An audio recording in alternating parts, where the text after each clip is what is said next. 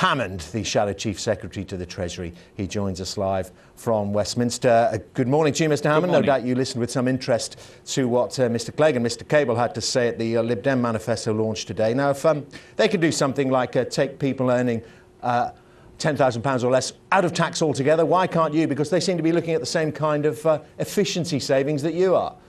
But they can't, and that's the problem. The Lib Dem numbers, I'm afraid, as usual, just don't add up. There's a £10 billion black hole.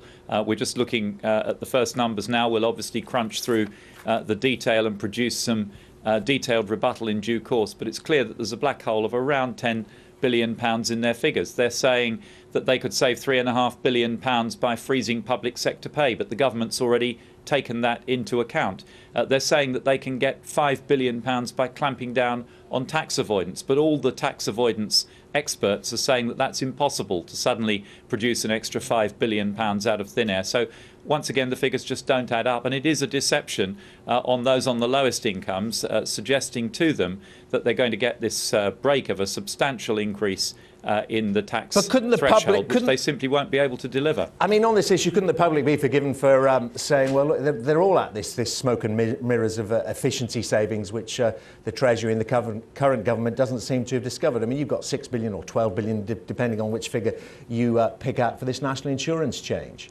But I think it's very important that when people propose huge tax cuts, and the Lib Dems are talking here about an £18 billion tax cutting package, that's a huge tax cutting package at a time when the public finances are in a terrible mess. To be credible, to get any proper consideration at all, they have to come forward with serious proposals as to how they're going to fill the gap. And what we've heard from the Lib Dems this morning does not amount to a serious package of proposals to fill that gap. But I'm just interested to know. I'm just interested to know if the Lib Dems' efficiency measures and savings don't add up.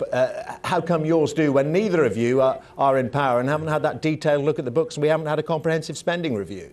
Well, I've just given you two examples of two very big items that the Lib Dems have claimed would contribute to their coffers. £3.5 billion saved by freezing, by putting restraint on the growth of public sector pay. The government has already taken that saving into account in its budget baseline, and £5 billion that they say will come from clamping down on tax avoidance. Now, everybody wants to clamp down on tax avoidance. This Labour government has spent the last 13 years passing legislation after legislation to clamp down on tax avoidance, and all the experts are telling us that it's simply not realistic to think that you can suddenly produce another £5 billion saving on tax avoidance out of thin air. OK, well, maybe those numbers need to be crunched a little bit more. But the Lib Dems have said that they're being more realistic. They're discussing that elephant in the room about the size of the deficit. And Vince Cable saying they're not ruling anything out. Everything has to be looked at for efficiency savings, cuts, whatever you want to call it, and even mentioning the prospect of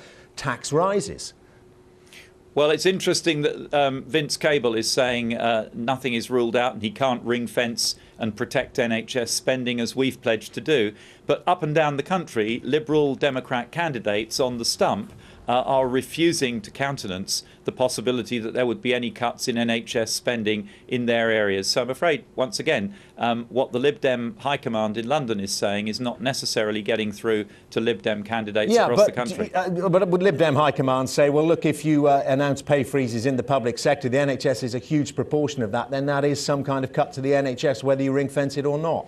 No, not at all. In our case, what we've said is the NHS budget will be protected. The pay freeze that we propose for public sector workers in 2011 will actually save the NHS money which can be reinvested in frontline services. And that is why, for example, Andrew Lansley, our Shadow Health Secretary, has been able to announce initiatives in the NHS, for example, to ensure that cancer patients will get the treatments they need, the drugs they need, because savings like the saving from the public sector pay freeze in 2011 will be available to the NHS to reinvest in the front line, precisely because we've protected the NHS budget. One thing you agree on, they've no plans to raise VAT. You agree with that? Well, we have no plans to raise VAT, but as Vince Cable has said, and indeed Alistair Darling has said, no responsible politician who aspires to be in government can ever rule out for all time the possibility of increasing taxes in the future. But our plan for dealing with the problems in the public finances is that most of the burden should be borne by reducing wasteful public spending, not increasing taxation, because Britain is already a very highly taxed country, and high taxes make us uncompetitive and an unattractive place for businesses to come and set up and create jobs and investment. Mr. Hammond, thank you very much indeed. Philip Thank you. Hammond there from the Conservatives. This is Sky News. Coming up, it's sport time and why Owen Coyle was so angry after Bolton's match against Chelsea last night.